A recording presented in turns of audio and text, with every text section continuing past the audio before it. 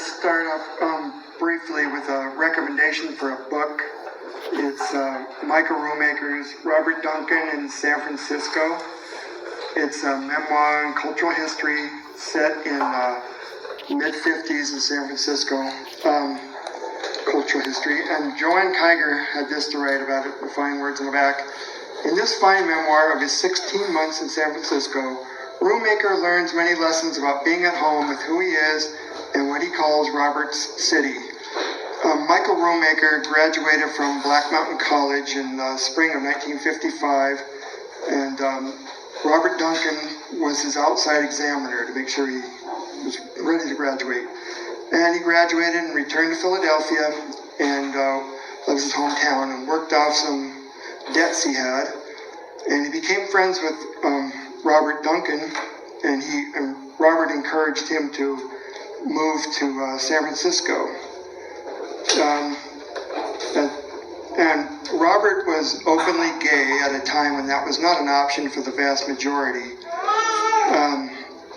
Here's what Michael wrote.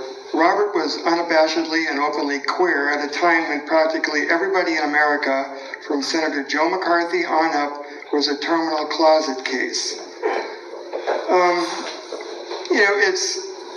It wasn't, chances are if you came out or were outed, probably most likely the latter, you wouldn't get hired or you'd lose your job. So that would kind of put a damper on things.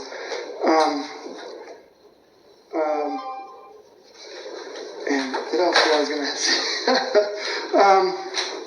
Okay, it wasn't a while, but this was a fact even in Renaissance San Francisco. And like I said, chances are you would be outed, most likely by the police in a sting operation. And here's what Michael Roommaker wrote about that. I was to learn in my year-and-a-half stay in San Francisco that it was indeed a police city. There was, in spite of the extraordinary quality of light over the city, a heavy climate of fear. Not so much from the violence which occurred, although there was enough of that, but rather from the activities and presence of the police themselves. This was particularly true for gay men. There was also the burgeoning narcotics squad, with their beginnings of the wider use of drugs, but the moral squad was everywhere, and the entrapment of gay males in the streets, the parks, and in the numerous public places was a constant fear and common occurrence. Often, the most handsome, hung, desirable-looking cops were used for these plainclothes operations. I often wondered who did the selecting. And now, poem by Robert Duncan, The Drinking Fountain. Garcia Lorca tasted death at this drinking fountain, saw a dead bird sing inside this mountain, heard a childless woman curse this drinking fountain. Garcia Lorca drank life from this drinking fountain, witnessed the witless poor sleeping inside this mountain, returned at night to praise this public drinking fountain. Garcia Lorca stole poetry from this drinking fountain, sang and twanged the mandolin of this slumbering Spanish mountain, fell down and cried in Granada, this is the drinking fountain. And as Lorca stole that poem from that fountain, I stole this poem from a friend's Facebook timeline. Briefly, she's not aware of that, so we'll disguise her identity. We'll call her Divine Mistress M.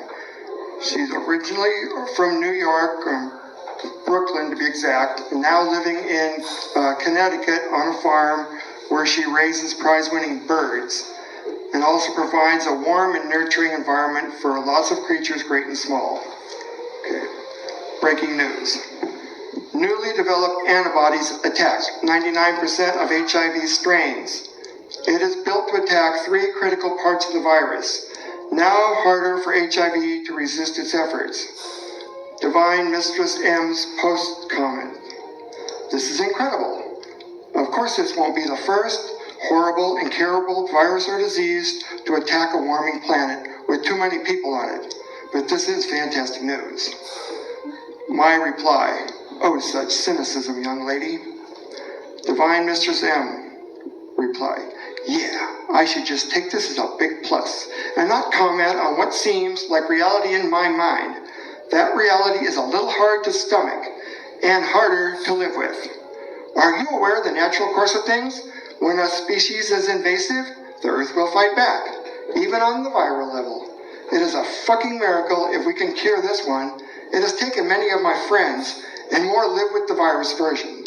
Tragically, I can't help but think the more the planet warms and the more the government cuts our public health care, we'll be seeing more of these episodes. Our short history on this planet is full of plagues and cures. The very idea people should not have health care will be the actual death of us all. As much as I am in awe of this development, I am more concerned with the big picture. A cure requires follow-up. It does look like Obamacare will continue, so follow-ups are available, for this season anyway. The environment and nutrition is a huge issue, and I'm not talking about this year's virus, but the next one, perhaps carried by mosquitoes, fed by the warmer climate, occurring in areas where it is least expected, because there is usually a hard freeze.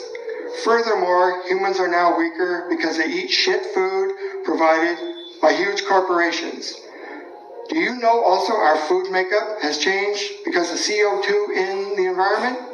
Yeah, I'm cynical, but I think it's realistic cynicism. My pale response.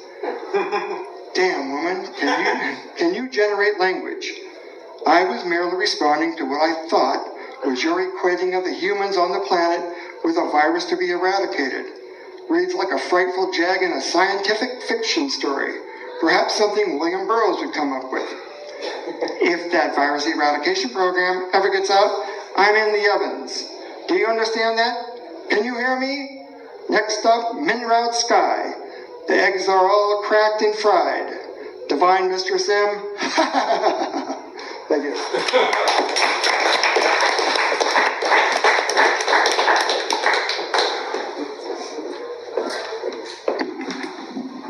Thanks, Greg, and thanks for the book recommendation. Before I was a student at the Jack Kerouac School of Dissipated Poetics in Boulder, Colorado, I didn't know who Robert Duncan was.